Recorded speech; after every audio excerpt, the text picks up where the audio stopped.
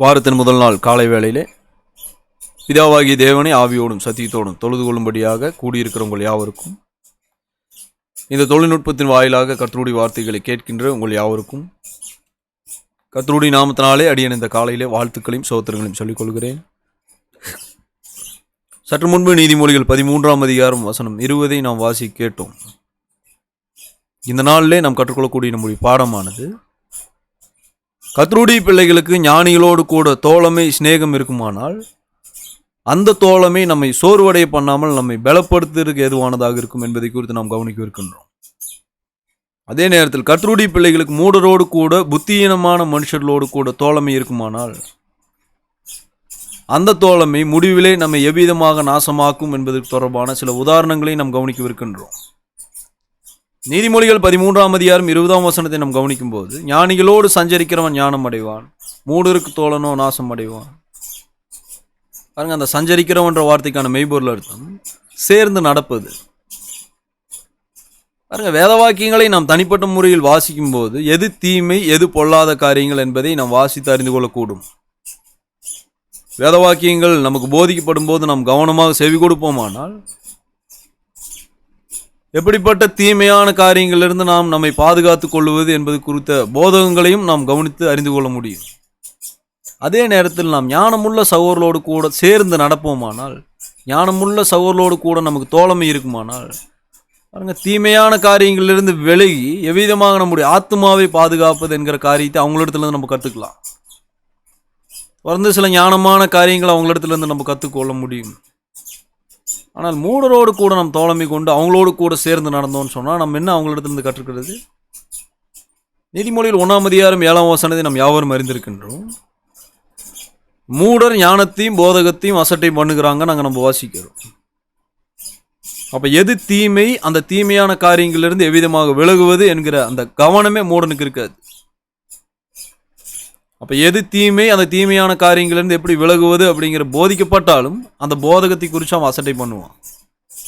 தீமையான காரியத்திலிருந்து விலகி எவ்விதமாக நம்முடைய ஆத்மாவை பாதுகாப்பது அப்படிங்கிற ஞானம் மூடனுக்கு இருக்காது. அதை அவன் அசட்டை பண்ணுவான். பாருங்க, அப்படிப்பட்ட நபரோடு கூட சேர்ந்து நாம் நடப்போமானால் நம்ம அவங்களிடத்துல என்ன கற்றுக்கொள்ளுவோம்? அவங்களுடைய மூடத்தனத்தை நாம் கற்றுக்கொள்ளுவோம். அவனுடைய மூடத்தனத்தில் நடந்துட்டு இருப்பான்.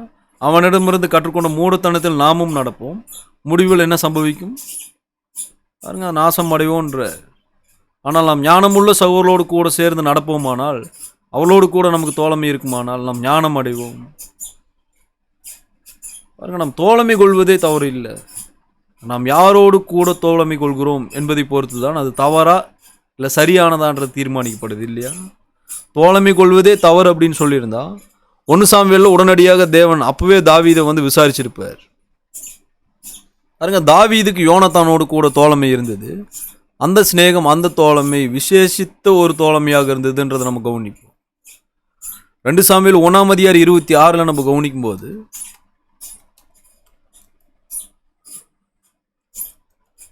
பாருங்க, தாவீதுக்கு யோனத்தானோடு கூட இருந்த சிநேகம் எப்படிப்பட்டதாக இருந்தது? என் சகோதரனாகி யோனத்தானே, உனக்காக நான் வியாகுலப்படுகிறேன். நீ எனக்கு வெகு இன்பமாய் இருந்தாய். உன் சிநேகம் ஆச்சரியமாக இருந்தது.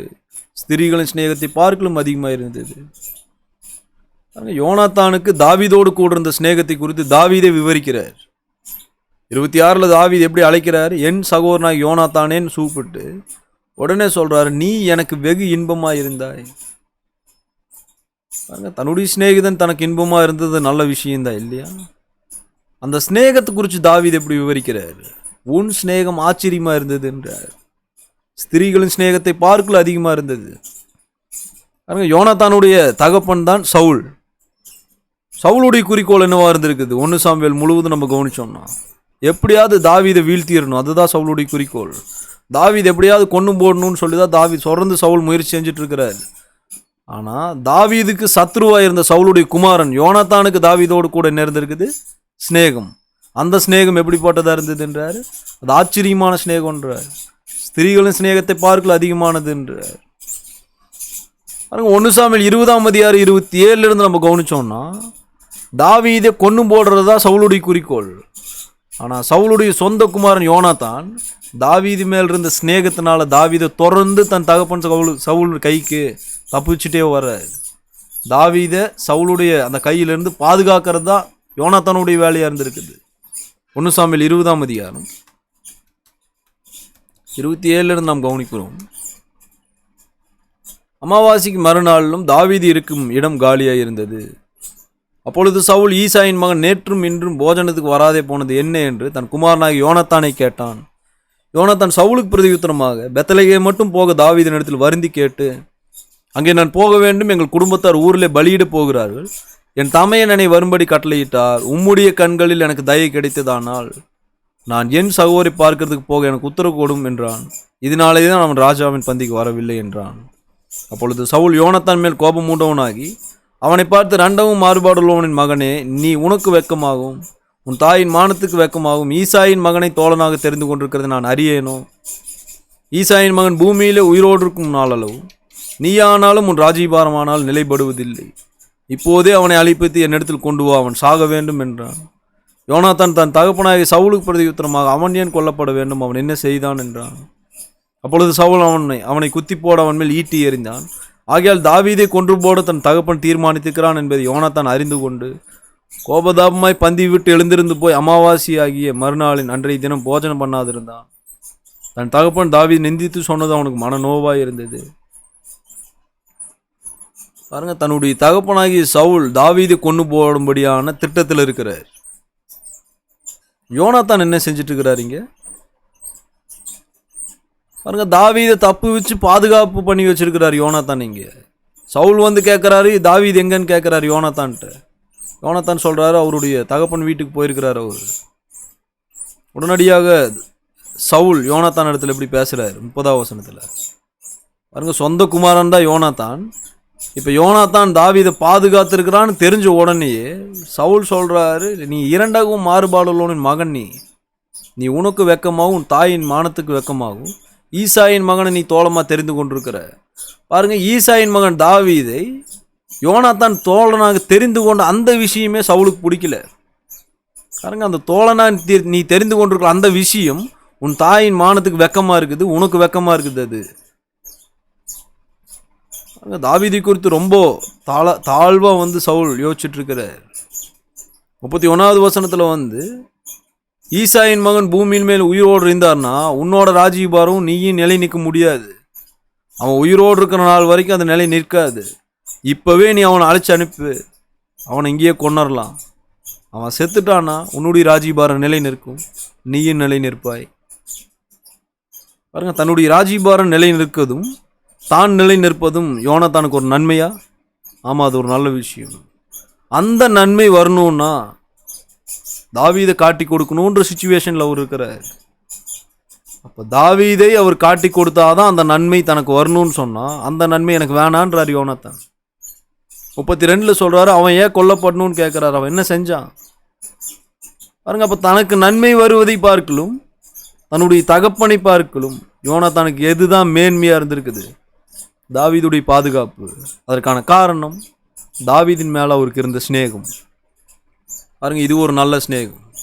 அதனாலதான் தாவீது விவரிச்சார் இல்லையா 2 சாமுவேல்ல 1:26 சொன்னாரு, உன் சிநேகம் ஆச்சரியமானது. சொந்த தகப்பன் கொண்டு போடணும்னு இருக்கிறாரு, ஆனா மகன் தப்பு வச்சுட்டு இருக்கிறாரு. உன் சிநேகம் அதனாலதான் ஆச்சரியமா இருக்குதுன்றார் தாவீது. பாருங்க, தாவீதை கொண்டு போடணுன்ற திட்டம் சவுலுக்கு இருக்குதுன்ற விஷயத்தை யோனாத்தான் அறிந்து கொள்றாரு 33. அதுங்க, அது அறிந்து கொண்ட உடனே எவ்வளோ சந்தோஷமா இருக்கிறார். கோபதாபமாய் பந்தி விட்டு எழுந்திருக்கிறாரு, சாப்பிடல. அவரு உடனடியாக வெளியே போய் போஜனம் பண்ணாமல் இருக்கிறாரு. பாருங்க, என்ன நிலையில யோனாத்தான் இருப்பாரு. இப்போ ராஜாவுடைய குமாரன் தான், பந்தி இருக்கிற நாள் தான் அது. இப்போ சாப்பாடு இல்லை அவருக்கு, சாப்பிடல. அவரு வெளியே போயிட்டு தாவீதை கொல்லலான்னு என் தகப்பன் தீர்மானிச்சுக்கிறாரே அப்படின்னு சொன்ன அந்த வார்த்தையை குறித்து மனநோவா இருக்கிறார். அவர் ரொம்ப துக்கத்தில் இருக்கிறார் யோனாத்தான். இது எப்படிப்பட்ட சிநேகமா இருக்குது இது பாருங்க. இது யோனாத்தானுடைய சிநேகம். தாவீதுடைய சிநேகம் யோனாத்தானுக்கு எப்படி இருந்தது? 2 சாமுவேல் 9ஆம் அதிகாரம் 6-10 நம்ம கவனிக்கிறோம். 2 சாமுவேல் 9ஆம் அதிகாரம் 6 நம்ம கவனிக்கணும். சவுலின் குமாரனாகிய யோனாத்தானின் மகன் மேவிபோசேத் தாவீதினிடத்தில் வந்தபோது முகங்குப்புற விழுந்து வணங்கினான். அப்பொழுது தாவீது மேவிபோசேத்தே என்றான். அவன் இதோ அடியன் என்றான். தாவீது அவனை பார்த்து, நீ பயப்படாதே, உன் தகப்பனாய் யோனாத்தான் நிமித்தம் நான் நிச்சயமா உனக்கு தயவு செய்து உன் தகப்பனாய் சவுலின் நிலங்களை எல்லாம் உனக்கு திரும்ப கொடுப்பேன். நீ என் பந்தியில் நித்தம் அப்பம் புசிப்பாய் என்றான். அப்பொழுது அவன் வணங்கி, செத்த நாயை போட்டிருக்கிற என்னை நீர் நோக்கி பார்க்கிறதுக்கு உமக்கு அடியான் எம்மாத்திரம் என்றான். ராஜா சவுலின் வேலைக்காரனாகி சீபாவை அழைத்தனுப்பி அவனை நோக்கி, சவுலுக்கும் அவன் வீட்டார் எல்லாருக்கும் இருந்த யாவையும் உன் எஜமானுடைய குமாரனுக்கு கொடுத்தேன். ஆகையால் நீ உன் குமாரனை உன் வேலைக்காரனை கூட்டிக் கொண்டு உன் எஜமானுடைய குமாரன் புசிக்க அப்பம் உண்டாயிருக்கும்படி அந்த நிலத்தில் பயிரிட்டு அதன் பலனை சேர்ப்பாயாக. உன் எஜமானுடைய குமாரன் மேவிபோசேத் நித்தம் என் பந்தியில் அப்பம் புசிப்பான் என்றான். சீபாவுக்கு 15 குமாரரும் 20 வேலைக்காரரும் இருந்தார்கள். பாருங்க, சவுலுடைய வீட்டாரில் எல்லாருமே சங்கரிக்கப்பட்டிருக்கிறாங்க. இப்போ சவுலுடைய வீட்டாரில் மீதியாக இருக்கிறது யார்? யோனாத்தானுடைய மகன் மீதியா இருக்கிறார். அவனுடைய வேலைக்காரங்க மீதியா இருக்கிறாங்க. இப்போ யோனாத்தானுடைய மகன் தாவீதிடத்துல முகங்குப்புற விழுந்து வணங்குறார். 6ஆம் வசனத்துல ராஜீபாரம் முழுவதும் தாவீதுடைய கைக்கு போயிடுச்சு. இப்போ சவுல் வீட்டாருக்கு எதுவுமே இல்லை. இப்போ சவுல் வீட்டாரில் மீந்து இருக்கிற அந்த மேவிபோசேத் என்கிற அந்த யோனாத்தானுடைய மகன் வராரு, முகங்குப்புற விழுந்து வணங்குறாரு. பாருங்க, தாவீது அவனை பகைக்கலாம் இல்லை. மேவிபோசேத்தேன்னு தாவீது அழைக்கிறாரு. 7ஆம் வசனத்துல தாவீது அவர் பார்த்து சொல்றாரு, நீ பயப்பட வேண்டாம், உன்னுடைய வீட்டாரெல்லாம் மறிச்சிட்டாங்க, ஆனா உன் தகப்பனாகிய யோனாத்தான் நிமித்தம் நான் நிச்சயமா உனக்கு தயவு செய்வேன். தாவீதே குறிப்பிட்டு இந்த வார்த்தையை சொல்றாரு அவன்கிட்ட. பாருங்க, அவனுடைய தகப்பனுக்கும் தாவீதுக்கும் ஒரு உண்மையான சிநேகம் இருந்தது. அந்த சிநேகம் ஆச்சரியமா இருந்திருக்குதுன்னு தாவீதே விவரிச்சிருக்கிறாரு. இங்க தாவீதுடைய சிநேகத்தை நம்ம கவனிக்கிறோம். பாருங்க, யாருமே இல்லை, இவனை தள்ளிடலாம். ஆனா தாவீது என்ன செய்யறாரு பாருங்க, உன் தகப்பனாகி சவுலின் நிலங்கள் எல்லாம் என்கிட்ட தான் இருக்குது, அதை திரும்பி உனக்கு கொடுப்பன்ற. நீ என் பந்தியில் நித்தம் அப்பம் புசிப்பா. யார் நிமித்தம் இது? உன் தகப்பனாகி யோனாத்தான் நிமித்தம். பாருங்க, யோனாத்தானுக்கும் தாவீதுக்கும் இடையே சிநேகம் இருந்தது.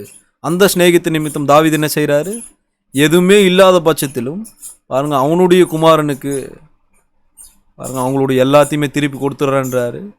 அவன் என்னுடைய அப்பத்தில் நித்தம் சாப்பிடுவான்ற. 9ஆம் வசனத்துல சவுலின் வேலைக்காரனை கூப்பிடுறாரு தாவீது. அவனை கூப்பிட்டு கட்டளை போடுறாரு, சவுலுக்கும் அவன் வீட்டார் எல்லாருக்கும் இருந்த யாவற்றையும் உன் எஜமானுக்கு நான் கொடுத்துட்டேன். யார் நிமித்தமாக இதெல்லாம் செய்யப்படுது? 7ஆம் வசனத்துல யோனாத்தான் நிமித்தம். ஏன்? தாவீதுக்கும் யோனாத்தானுக்கும் சிநேகம் இருந்தது. பாருங்க, இது நல்ல சிநேகம். ஆனால் தாவீதுடைய குமாரனுக்கு ஒரு நபரோடு கூட சிநேகம் இருந்தது. அது மோசமானது. ஏனென்றால் அவங்களுடைய சிநேகம் மூடனோடு கூட இருந்தது என்ற விஷயத்தை நம்ம 2 சாமுவேல் 13 கவனிக்கிறோம். 2 சாமுவேல் 13ஆம் அதிகாரம் 1-5 நம்ம கவனிச்சோம்னா,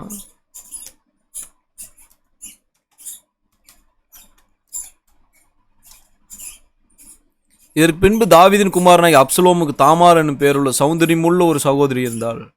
அவள் மேல் தாவீதின் குமாரன் அம்மோன் மேகம் கொண்டான். தன் சகோதரியாகி தாமார் நிமித்தம் ஏக்கம் கொண்டு வியாதிப்பட்டான். அவள் கன்னியாஸ்திரியாய் இருந்தாள். அவளுக்கு பொல்லாப்பு செய்ய அம்மோனுக்கு வருத்தமாய் கண்டது. அம்னோனுக்கு தாவீதுடைய தமையன் சிமியாவின் குமாரன் யோனாதாப் என்னும் பேருள்ள ஒரு சிநேகிதன் இருந்தான்.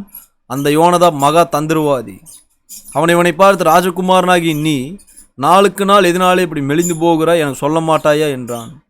அதற்கு அம்னோன், என் சகோதரன் அப்சலோமின் சகோதரியாகிய தாமாரின் மேல் நான் ஆசை வைத்திருக்கிறேன் என்றான். அப்பொழுது யோனாதாப் அவளை பார்த்து, நீ வியாதிக்காரனைப் போல் உன் படுக்கையின் படுத்துக்கொள், உன்னை பார்க்கறதுக்கு உன் தகப்பனார் வரும்போது நீ என் சகோதரியை தாமார் எனக்கு போஜனம் கொடுத்து அவள் கையினாலே சாப்பிடும்படிக்கு நான் பார்க்க என் கண்களுக்கு முன்பாக சமைக்கும்படி தயவு செய்ய வேண்டும் என்று சொல் என்றான். அப்படியே அம்னோன் 6ஆவது வசனத்தை நாம் கவனிக்கணும். அப்படியே அம்னோன் வியாதிக்காரன் போல் படுத்துக்கொண்டு ராஜாவை தன்னை பார்க்க வந்தபோது ராஜாவை நோக்கி, என் சகோதரியாக தாமார் நான் அவள் கையிலே சாப்பிடும்படிக்கு என் கண்களுக்கு முன்பாக 2 நல்ல பணியாரங்களை பண்ணும்படி உத்தரவு கொடுக்க வேண்டும் என்றான். அப்பொழுது தாவீது வீட்டுக்கு தாமார் இடத்தில் ஆண் அனுப்பி, நீ உன் சகோதரனாகி அம்னோன் வீட்டுக்கு போய் அவனுக்கு சமையல் பண்ணி கொடு என்று சொல்ல சொன்னான். தாமார் தன் சகோதரனாகி அம்னோன் படுத்து கொண்டிருக்கிற வீட்டுக்கு போய் மாவெடுத்து பிசைந்து அவன் கண்களுக்கு முன்பாக தட்டி பணியாரங்களை சுட்டு சட்டி எடுத்து அவனுக்கு முன்பாக அவைகளை வைத்தாள். ஆனாலும் அவன் சாப்பிட மாட்டேன் என்றான். பின்பு அம்னோன், எல்லாரும் என்னை விட்டு வெளியே போகட்டும் என்றான். எல்லாரும் அவனை விட்டு வெளியே போனார்கள். அப்பொழுது அம்னோன் தாமாரை பார்த்து, நான் உன் கையிலே சாப்பிடும்படிக்கு அந்த பலகாரத்தை அரை வீட்டிலே கொண்டு வா என்றான். அப்படியே தாமார் தான் செய்த பணியாரங்களை அரை வீட்டில் இருக்கிற தன் சகோதரனை அம்மோன் இடத்தில் கொண்டு போனான். அவன் சாப்பிடும்படி அவள் கைகளை கிட்ட கொண்டு வருகையில் அவன் அவள் கையை பிடித்து, என் சகோதரி நீ என்னோடு சயனி என்றான். பாருங்க, தாவீதுக்கு யோனத்தானோடு கூட சிநேகம் இருந்தது. அந்த சிநேகம் நல்ல சிநேகமாக இருந்தது. அந்த சிநேகம் 2 நல்ல நபர்களுக்கு இடையே இருந்தது. அந்த சிநேகத்தினால் தாவீதுக்கு பலப்படுத்தப்பட்டிருக்கிறார். தாவீதுக்கு உதவி இருந்திருக்குது. பாருங்க, யோனத்தானுக்கு தாவீதோடு கூட இருந்த சிநேகத்தினால் யோனத்தானுடைய மகனுக்கு தாவீது இடத்தில் நன்மை இருந்தது. ஆனால் இங்கே தாவீதுடைய மகன் இருக்கிறார், அவர் பேர் அம்னோன். அந்த அம்னோனுக்கு ஒரு நபரோடு கூட தோழமை சிநேகம் இருக்குது. யாரோடு கூட அவருடைய சிநேகம் இருக்குது? 3ல் யோனதாப் அப்படிங்கிற ஒரு மனுஷனோட. அவன் எப்படிப்பட்டவன்? மகா தந்திரவாதின்றார். பாருங்க, இவன் மூடனாக கூட இருந்திருக்கிறான். அவனுடைய மூடத்தனத்தை நம்ம கவனிச்சோம்னா நாளில்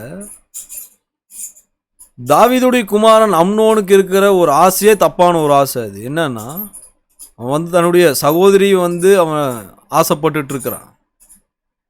2வது வசனத்தில் தாமார நிமித்தம் ஏக்கம் கொண்டு வியாதிப்பட்டிருக்கிறான். பாருங்க, தன்னுடைய சகோதரி தீட்டுப்படுத்தும்படியான விருப்பத்தில் அவன் இருக்கிறான். இதுவே தப்பான ஒரு விஷயம்தான். இதை தன்னுடைய சிநேகிதனாகி யோனதாப் கேட்டபோது அவன் எப்படி ஐடியா கொடுக்குறான் பாருங்க. அவனுடைய ஆலோசனை என்னன்னா, வியாதிக்காரன் போல நீ படுத்துக்க, உன்னுடைய அப்பா வருவார், கேட்கும்போது உன்னுடைய சகோதரி இங்கே சமைச்சாதான் நான் சாப்பிடுவேன்னு சொல்லுன்றார். பாருங்க, ஒரு கெட்ட ஆலோசனை கொடுக்குறாங்க. பாருங்க, முதலே அந்த சிநேகிதனே மூடனாக இருக்கிறான். அவனுடைய ஆசையும் மூடத்தனமாக தான் இருக்குது. அதற்கு சிநேகிதனாக இருக்கிற அந்த யோனதாப் உடன் போகிறான். அவன் ஐடியா கொடுக்குறான், உன் தாப்பம் வரும்போது இதை கேள், அவங்க வருவாங்க, நீ அந்த காரியத்தை நிறைவேற்றலாம். மூடனோடு கூட சேர்ந்து என்ன கற்றுக்கொள்ள முடியும்? மூடனோடு கூட சேர்ந்து நடக்கும்போது அவனுடைய மூடத்தனத்தை கற்றுக்கலாம்.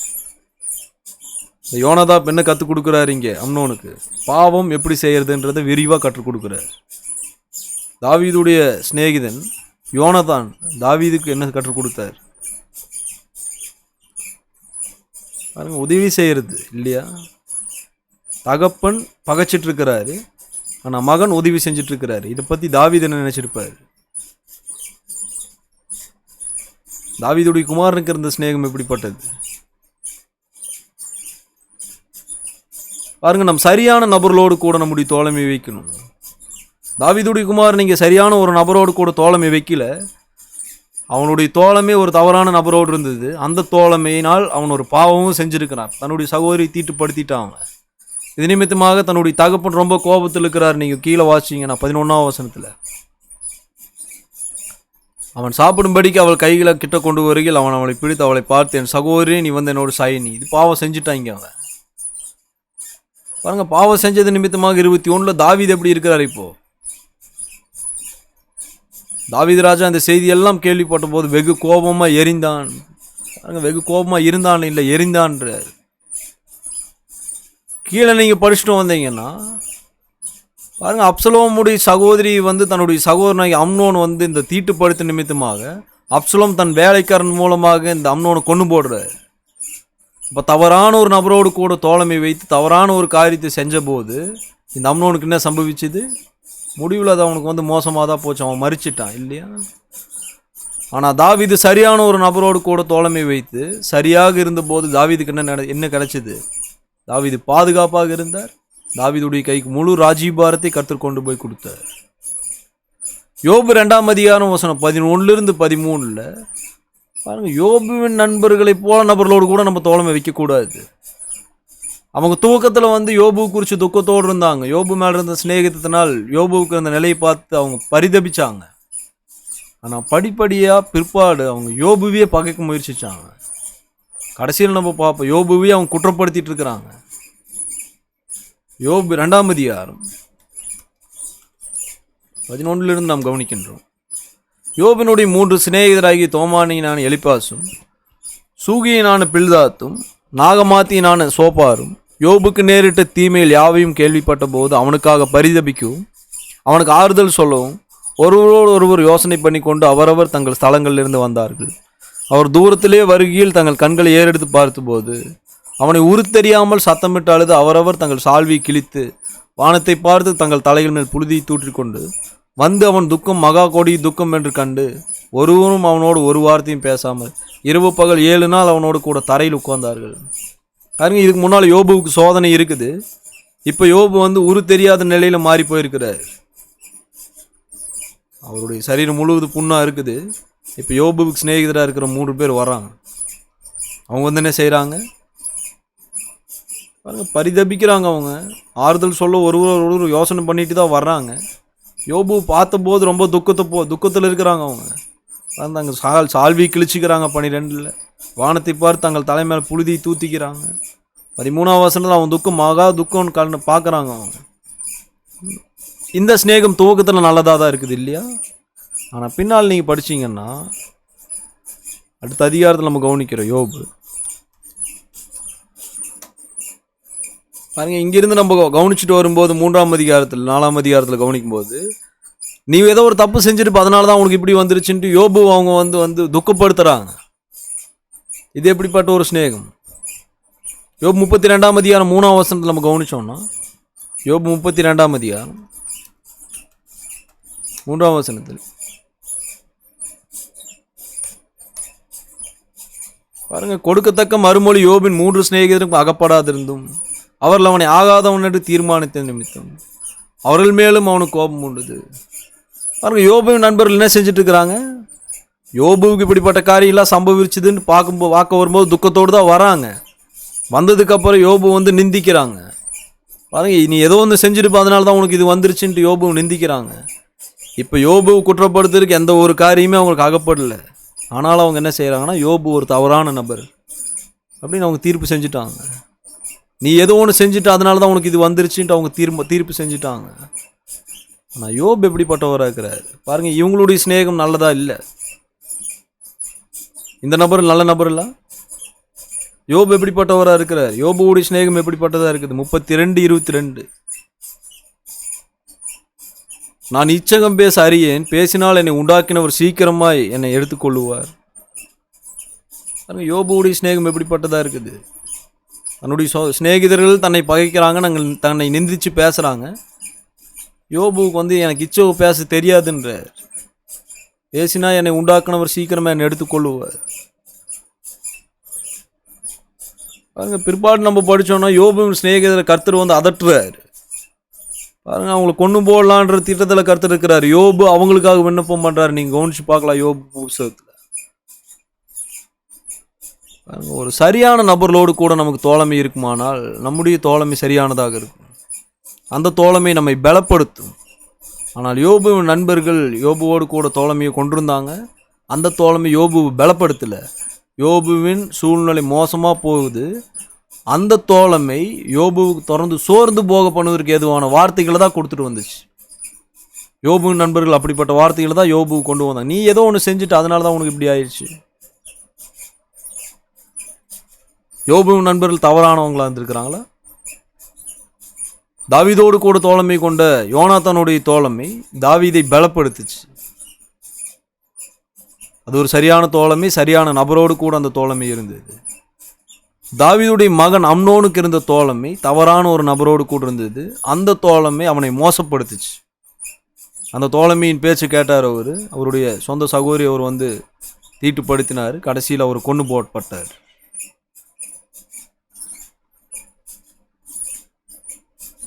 நம்ம தாவீதை போல இருக்கணும், யோபுவை போல இருக்கணும். யோபு 42:10 நம்ம கவனிச்சோன்னா யோபு என்ன செஞ்சிட்டு இருக்கிறார்? தன்னை நெந்திச்சிருக்கிறாங்க சிநேகிதர்கள். தன்னுடைய நிலையில் தன்னை தொடர்ந்து சோர்ந்து போக பண்ணியிருக்கிறாங்க. இப்போ சிநேகிதர்கள் தலைக்கு வந்து பாதுகாப்பு இல்லை. கர்த்தர் வந்து அவங்கள இப்போ கொன்று போடும்படியாக பேசிட்டு இருக்கிறார். நீங்கள் வந்து பலி செலுத்துங்க. 10ஆம் வசனத்தில் யோபு தன் சிநேகிதருக்காக வேண்டுதல் செய்த போது கர்த்தர் அவன் சிறையிருப்பை மாற்றினார். யோபுக்கு முன் இருந்த எல்லாவற்றை பார்க்கும் ரட்டத்தனையாக கர்த்தர் அவனுக்கு தந்திருந்தார். பாருங்க, கடுகோபத்தில் இருக்கிறார் கர்த்தர் யோபு நண்பர் மேலே. கர்த்தர் இந்த வார்த்தையில் யோபோடு பேசின பின்பு கர்த்தர் தோமானி நான் எலிப்பாசியை நோக்கி, உன்மேலும் உன் 2 சிநேகிதர் மேலும் எனக்கு கோபம் மூழுகிறது. என் தாசனாகி யோபு பேசினது போல நீங்கள் என்னை குறித்து நிதானமாய் பேசவில்லை. பாருங்க, இவங்க ரொம்ப கடினமாக பேசிகிட்டு இருக்கிறாங்க. கர்த்தர் வந்து கடும் கோபத்தில் இருக்கிறார். யோபு இவங்களுக்காக விண்ணப்பம் பண்ணுறார். ஏனென்றால் சிநேகிதர்களாக இருக்கிறாங்க இல்லையா? அப்போ யோபுவின் சிநேகம் எப்படிப்பட்டதாக இருந்திருக்குது பாருங்க. நமக்கு சரியான சகோதரோடு கூட நல்ல சிநேகம் வேண்டும் இல்லையா? தவறான நபர்களோடு மூடரோடு கூட நமக்கு சிநேகம் இருக்கக்கூடாது. நீதிமொழியில் 13:20 நம்ம கவனிச்சுட்டு தான் வந்தோம். மூடரோடு கூட நமக்கு தோழமை சிநேகம் இருக்குமானால் பாருங்க, அது முடிவில் நம்மை நாசப்படுத்தும். எப்படி நாசப்படுத்தும்? அவங்களிடங்கிருந்து வருகிற அந்த ஆலோசனைகளை நம்ம கேட்டு நடக்கும்போது அது நம்மை தீமைக்குட்பட பண்ணும். அவங்களோடு கூட சேர்ந்து நம்ம என்ன கற்றுக்கொள்வோம்? அவங்களுடைய மூடத்தனத்தை. ஏனென்றால் அவனுக்கு தீமை என்ன, தீமையிலேருந்து எப்படி விலகுவது அப்படிங்கிற போதகம் தெரியாது. அவன் அதை அசட்டை பண்ணுவான். அது தெரியாத ஒரு நபரோடு கூட சேர்ந்து நாமும் நடக்கும்போது நாமும் தீமை குறித்து கவலை இல்லாதிருப்போம். தீமை செய்ததுலேருந்து எப்படி விலகுவது அப்படிங்கிற குறித்து கவலை இல்லாதிருப்போம். தொடர்ந்து மூடத்தனத்திலே நடக்கும்போது நம்ம என்ன சம்பவிக்கும்? நமக்கு முடிவில் நம்மை அது நாசமாக்கி போடும் இல்லையா? நீதிமொழியில் 14ஆம் அதிகாரம் 7ஆம் வசனத்தில் மூடனோடு கூட நம்ம தோழமை வைக்கும்போது என்ன சம்பவிக்கும்? நீதிமொழியில் 14:7.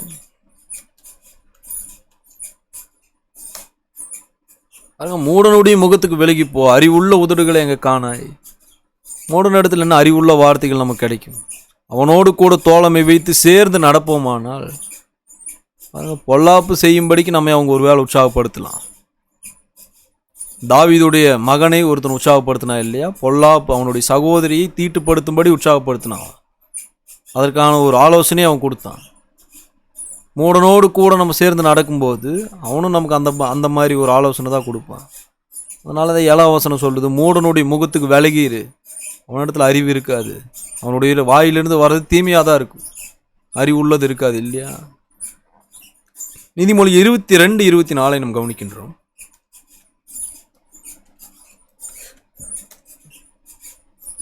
கோபக்காரனுக்கு தோழன் ஆகாது, உக்கிரமுள்ள மனுஷனோடு நடவாது.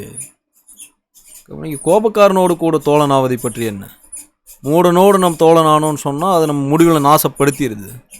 இங்கே கோபக்காரனுக்கு தோழன் ஆகும்போது என்ன சம்பவிக்கும்?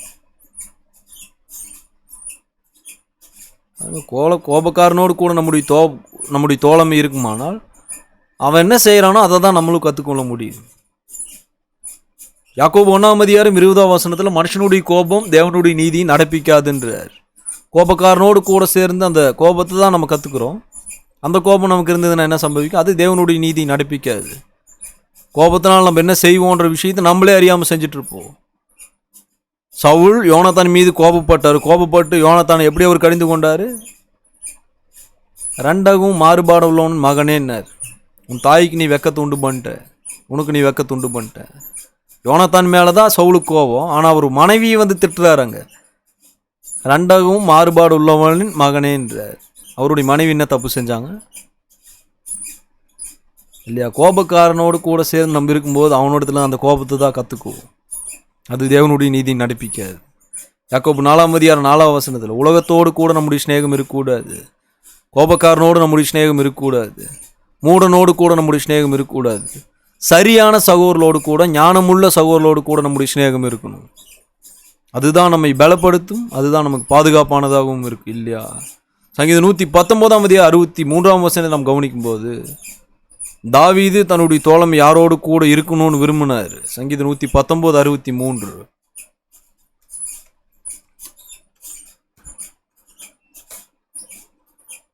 உமக்கு பயந்தும் உமது கட்டளைகளை கைக்கொள்ள அனைவருக்கும் நான் தோழன். கர்த்தருக்கு பயப்படுகிறவர்களோடு கூட தன்னுடைய தோழமை இருக்கணும்னு விரும்புகிறார் தாவீது.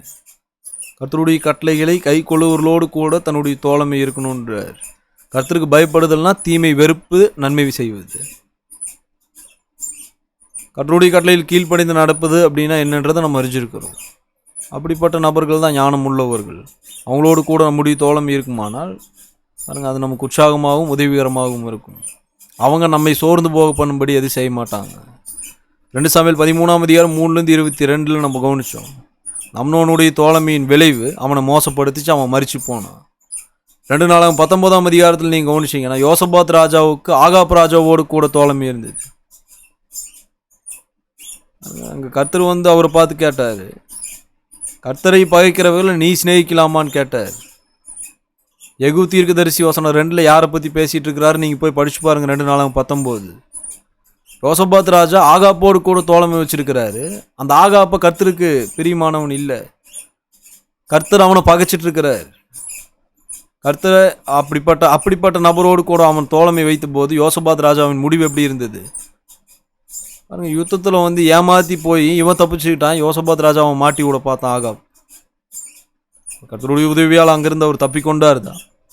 சரியான ஒரு தோழமை இல்லாத பட்சத்தில் முடிவு அப்படிதான் இருக்கும்.